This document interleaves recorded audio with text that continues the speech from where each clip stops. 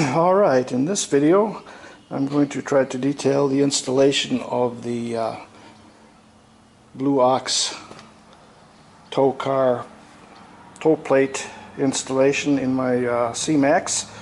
I had a Cmax, 2013 Cmax. I put it down to that one, and we just bought a used 2017 Cmax, much lower mileage, and we decided we're going to change it out, and so I've got to put this plate onto that one. This is the plate itself. You can see it's going to have 4 bolts that attach to the frame, and this portion here will stick out where you'll have the hookup for the tow bar itself from there and there, the hookup for the 2 safety catches, and a place to put the connector plug. I'll probably do some modification on that because I noticed the last time, and same with this time, they do a real good job of powder coating this, but in doing so they basically fill up the threads here and you can't get any screws in there. You have to re-tap everything. So I'll probably do something different with that, either re-tap it or maybe add something different. Anyway, that is the basic tow bar itself, tow plate, and this is the equipment here. Let's see what we got in here.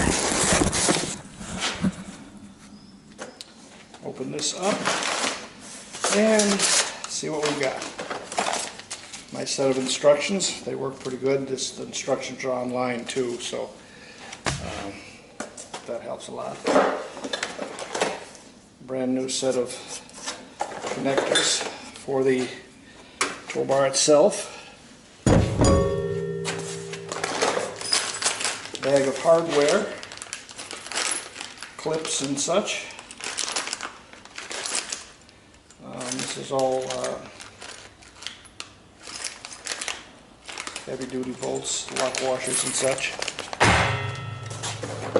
couple of brackets for mounting different things like the breakaway tool for the brake system. These are a couple of straps that basically strap the tow bar through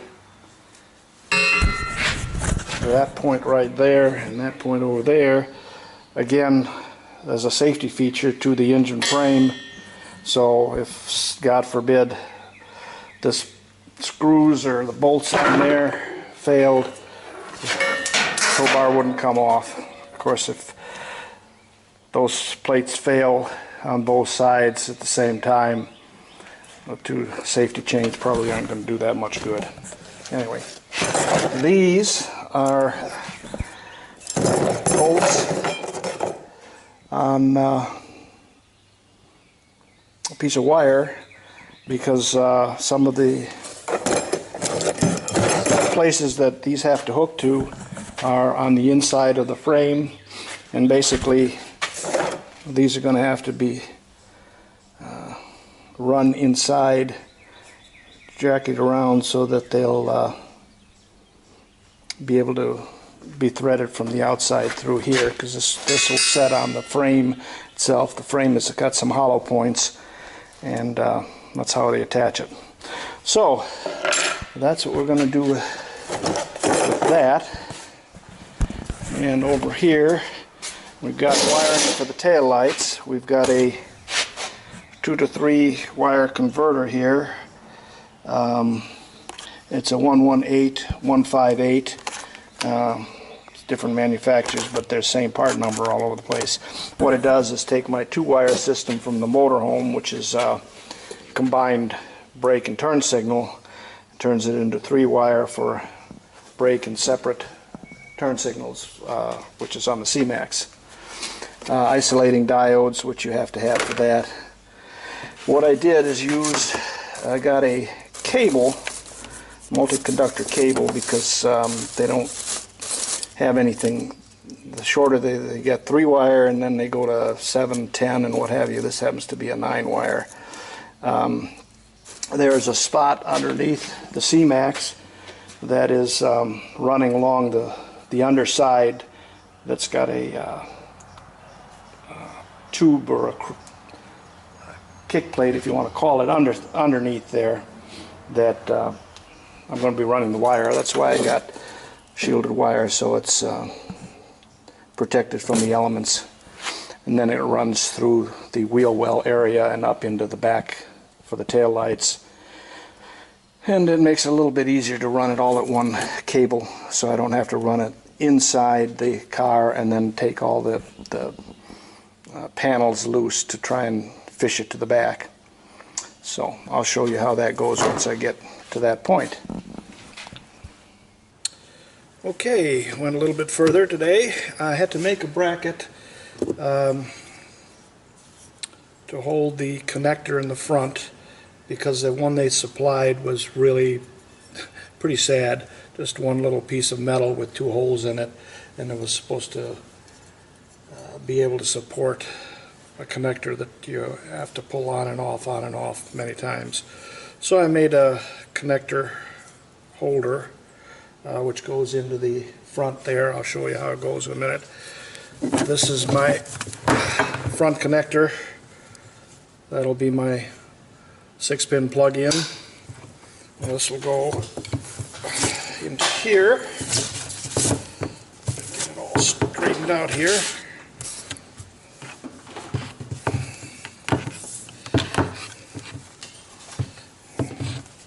This end,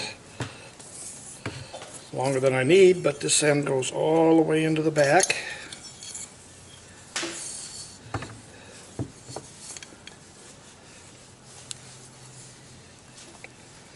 And then this end here is my power and ground from the motorhome that's going to go inside the vehicle to the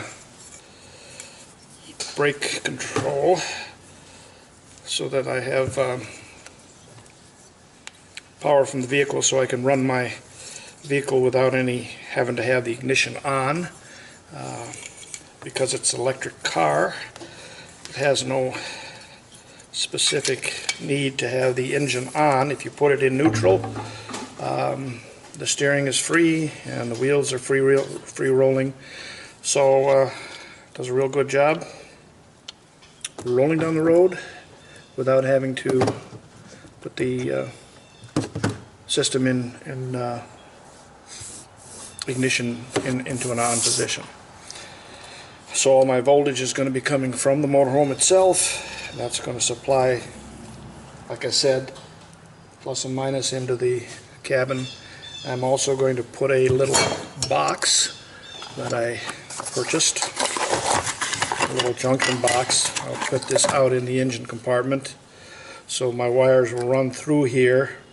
Then I can tap off here to run if I decide to put a little charging module. I had a charging module on the last one that was made by RVI, but they don't make that particular model anymore. And of course I didn't take it off the last car, the car that we traded in. So I went to see if I could get another one. Now they want $85 for another module. It's fancy, it's got Bluetooth, and it talks to their tablet that's part of the RVI 3 system. Well, I don't have an RVI 3, so the module, all the extra features on the module really doesn't do me any good at all. So I'm trying to see if I can find one of the older ones that were cheaper. If not, I'll either design something or just bypass it complete. Don't really need to have the small battery charged while we're towing, because again there isn't any draw on it because I've got the ignition off. So anyway, once I fasten this onto here with the screws provided, then this will go and fasten right onto the front there. A couple of screws in the front, and that'll be perfectly adequate for my coil plug-in from the motorhome. Okay, these are some of the tools that you may be needing. Phillips straight slot screwdriver, small straight slot for pushing in to get the plugs out. Sockets, torque wrench. Of course it's going to fall. Anyway, torque wrench, sockets, and ratchets. Get the wheel off with that. You need a couple of these for different things. Metric 10 millimeter and 8 millimeter, 10 millimeter wrench, probably ½ inch, 7/16. I think this is 9/16, ½ inch, 7/16 sockets, wrenches. The two stars that you're going to need is a larger one and a small one. A knife for electrical crimpers, strippers, dikes. This is a very important tool. I don't know if you can find one of these. It's plastic. It's a pry bar, but it is perfect for getting out these push pins because they're a real pain. For the hole in the center that you've got to cut, use a small long drill bit to get the pilot, and then at the end it's going to be basically that size. That's pretty big, but that's what you got to get through to get the wiring through. Unless your wire cable is smaller with the sleeving on it, that's fine too. You can size your hole as you need it. And of course, for electrical, you're going to need tie wraps, butt connectors, ring tongues, tape, all that good stuff. You can figure out. A couple of points to go back to. This is your light assembly here. There's one screw there and one screw right there. That has to be taken off. The problem is it kind of fits under here tight, so you have to wiggle it a little bit to get it loose enough to get, and you can't see it from here, but to get under there with a screwdriver to flip that little latch up like I showed you in the previous. And there's 4 these snap buttons that come apart, and same on the other side. Light. That screw right there and that screw right there holds the fascia on except for the snaps. And then of course underneath you've got these snaps here, and then you've got screws back there. You can see those or not, but anyway. And this piece comes off here, and then you've got one screw right there and another one on the opposite side to get the fascia off, and then you've got one snap pin right up there on the other side as well. Okay, today I'm going to start taking this apart so that I can get the plate on. Basically, the first thing you got to do is get underneath here and take this plastic piece off. It's right here. It's got screws and these whatever they call these nuts, holder fasteners. Half of them break, so you got to make sure you got some on hand to replace it when you put it back together, because they're pretty much junk for the first time after you use them. And the rest of it is screws with a star head, large star head, so you got to make sure you got one of those. In order to get to a place where you can actually jack it, which is frame here and frame there, this piece has got to go out. So you got to kind of get that done first, and it's a pain to get it underneath because there isn't a whole lot of clearance. But once that's in there, I jack up the one side, put a jack stand under it, and jack up the other side and put a stand under it. On the left side, I'm going to be removing the tire because the wiring is going to be going through the wheel well and into the passenger compartment, or into the driver's side compartment. So I'm going to get that started and go from there. Okay, I've jacked up this side and bottle jack under there to hold it up, took the tire off, and now I got to pop this trim inside the wheel well off because on this side, like I say, the wiring is going to go along the underside here, and then it will go through the firewall, through a hole in the firewall that I'll have to make to get it into the driver's side for the power to the brake system and the disconnect for the brake system. So we're going to go ahead and take that piece off and show you what it looks like after that. And there's the inside of the wheel well. That's the piece that came out of it. There. And you can see where the wire's got to run. It's got to run along here, back along here. Part of it's going to run down into here, and then all the way in the back. There's a nice little channel that it can lay in. That's why I got a shielded cable for the lights in the back. And then there's a hole that I have to put in that goes through here, that goes into the driver's side area. So I'll work on that and go from there. Probably I've got to take this apart, which is going to be the whole piece here.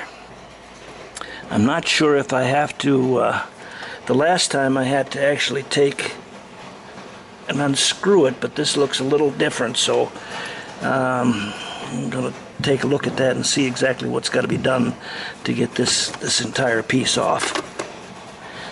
Okay, fascia is removed, as you can tell.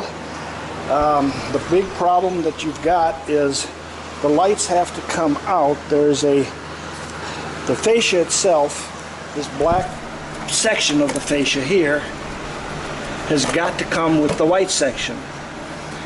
The problem is that this point right here and this point right here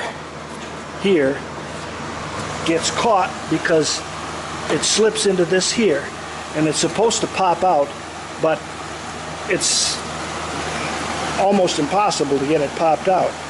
What you have to do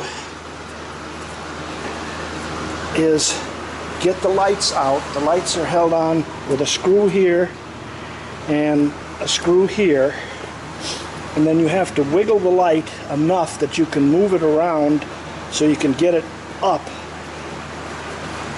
You have to put a screwdriver underneath here from the back side and lift that up enough so that this piece here pops out and that piece there pops out. The rest of the fascia stuff, these 2 points here and those 2 points over there, all pretty much pop out evenly. It's this piece right here and that piece right there that really bollockses up the works. It's a real pain to get that out. So just one thing to look for. Also, you've got to remember that there's one screw down here that has to be removed, and then this pop pin between here and the other piece of fascia has to be popped off. These pop pins are kind of junky, and most of the time they'll break, so you've got to make sure you got some extras. Now that that's out, plus you've got to make sure that you've got to get this plug off between here and here. This goes to the lights and all the sensors that are on the front for your front sensors and side sensors.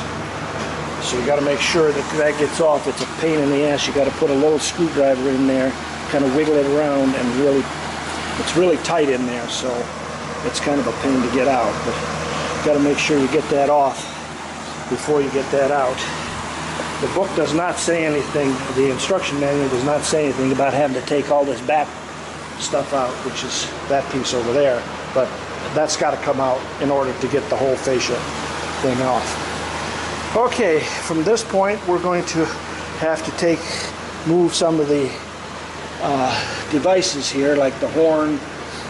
It talks about the windshield washer, but on the Cmax Energy I do not believe that it has to be done. I know on the Cmax it does, but not on Cmax Energy it doesn't. We might have to take this and move it, take this off, and do some work with that. But we'll keep going. I use a 1 1/4-inch hole saw to cut a hole in that portion of the frame on both sides. You pop the wire nut out, and there's a hole there, and then you just do a 1 1/4 so that you can use the screws on the rod to get behind it. This point right there, those 3 holes are what you're going to end up getting into on both sides. 1, 2, 3 pre-existing holes. Got to move some of this stuff around to get access to it. What I did is after I cut the holes,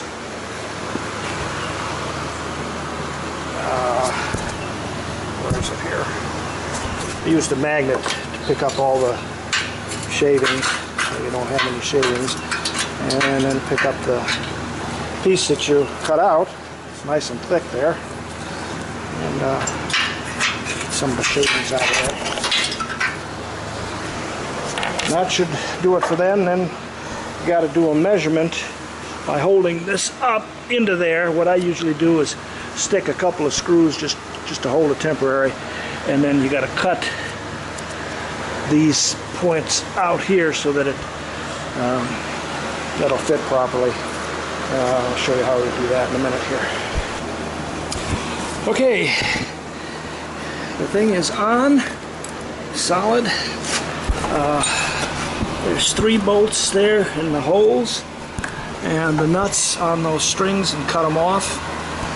And this one here, you have to make an angle bracket because this piece was on there, and they had to be cut off so that this would slide up there. And that was holding that out, so I just made it. They don't supply it.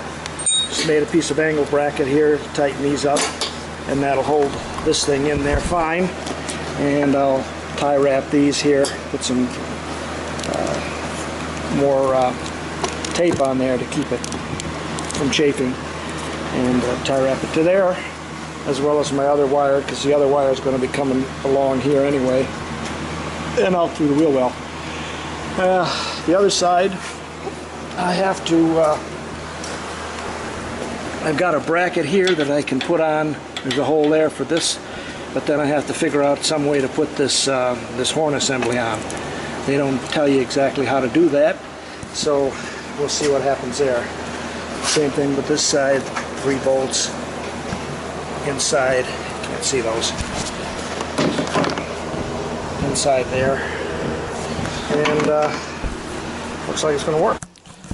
Just a couple of notes here. Like I said, I've got everything down here on the bracket. The holes, after you get the nuts on the back, use a hacksaw or bolt cutters and cut the wires, stuff them down inside. Now I'm going to put a couple of rubber plugs on there. You don't have to, obviously, but I like to finish it off a little bit, so what I do is just goop some liquid sealer or Flex Seal, stick a rubber plug on there like that, and that'll dry. Seal that up pretty good. One thing to know, when you're putting the bolts on, the instructions call for red Glycol or red Loctite to go on the threads. One thing you need to know is do not put the red Loctite on first and then try and line the bolts up and try and get that all tightened up. Once that red Loctite sets up, it ain't come out again. So that's going to make a real mess. What I did was I put all the bolts in, put all the nuts on, and that took a couple hours because trying to get those nuts on the piece of metal to line up correctly is a bit of a trick. You got to bend them back and forth and stuff them in. Finally get them on. Then I tighten them all down. Don't forget to put the lock washer on the outside of the bolt. Tighten them all down, make sure everything looks good, make sure everything fits. Then I back them off without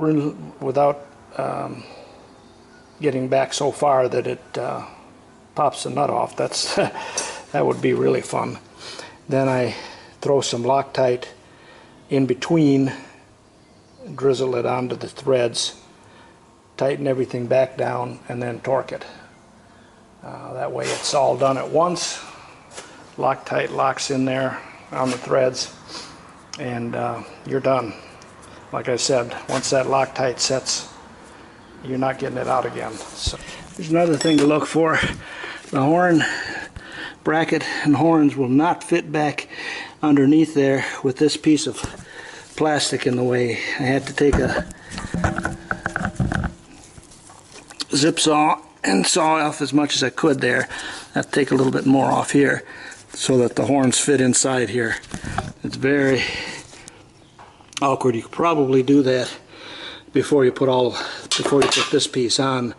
I didn't realize it until after the piece was on, so that's why I'm trying to take it off now. So, okay, got the wheel all back on, the wheel well cover on. Remember the hole that I showed you to go through into the inside?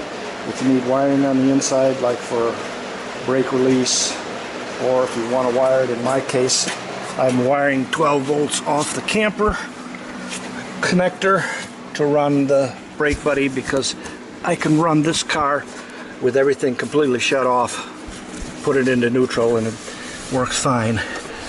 The wire comes through there. You have to drill through the hole and into this firewall hole, and be a little bit careful because it'll come right out through this point right there. You got to make sure and have this out of the way first. And all this is a little light there for you. It'll come right through there and bring it up, back up through there, and cut this carpet so that it'll come in there. And I've got it RTV'd. Make sure you have good sleeving over it, because it will chafe if you're not careful.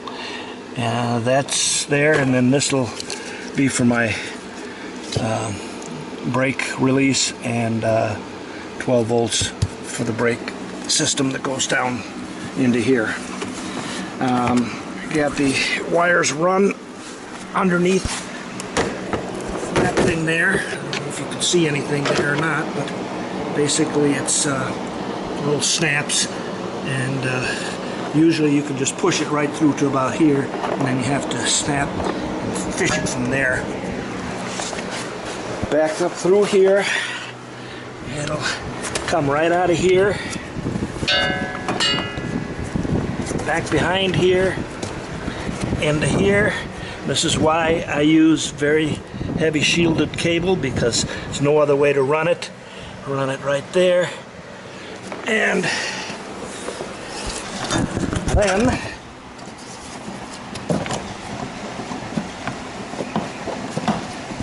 it comes right, let's see here if I can get you under here.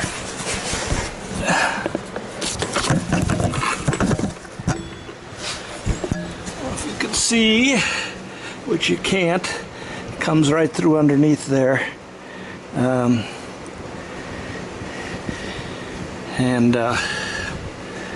Well, okay, and this is where it's coming through. Let me get the light in here.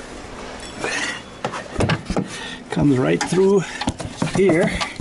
There's a rubber grommet piece.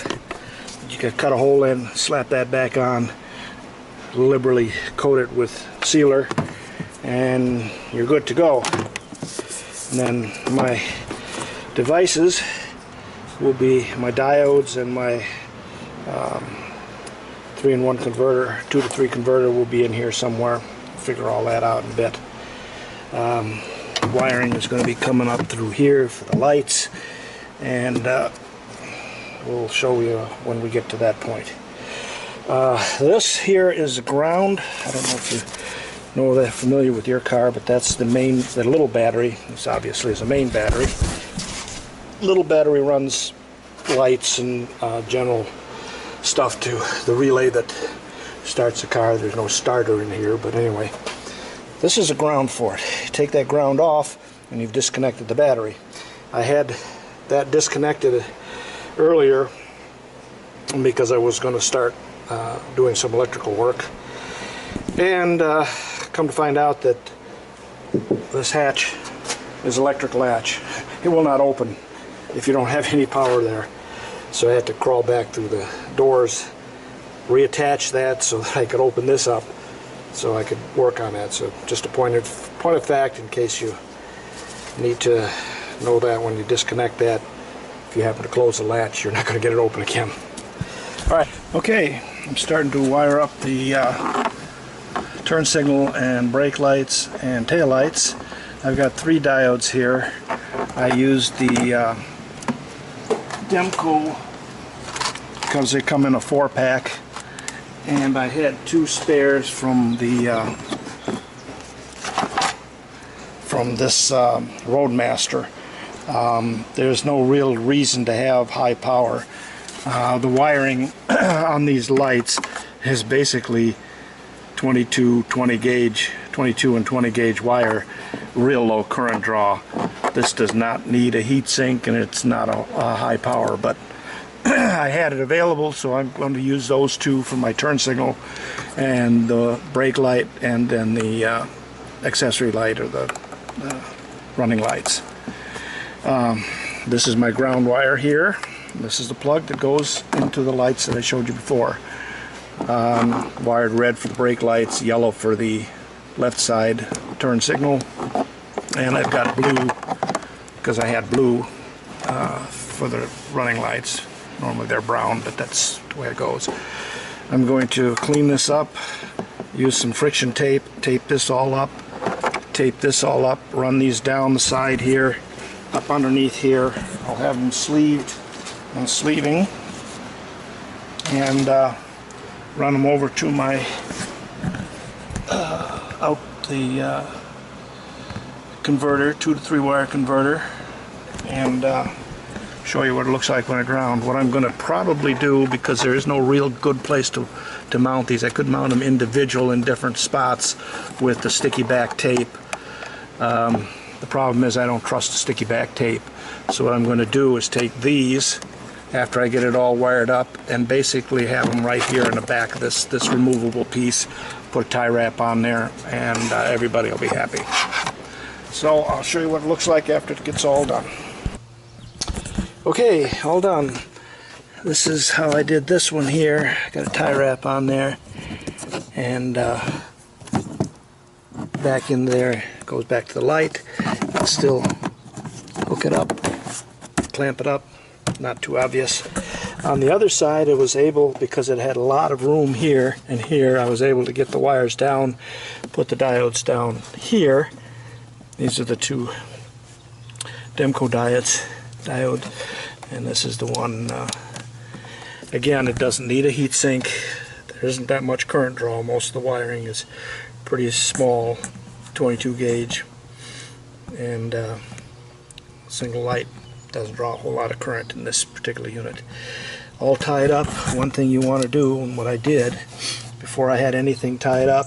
I checked it all out, make sure it works, the right wire went to the right wire. I'm glad I did, because I did have the right and left turn signal backwards, because my input line, when I wired it to the connector in the front, I used the drawing. I've got two drawings. I've got a drawing of the 6-pin plug face side and the 6-pin plug back side, and I think I used the face side.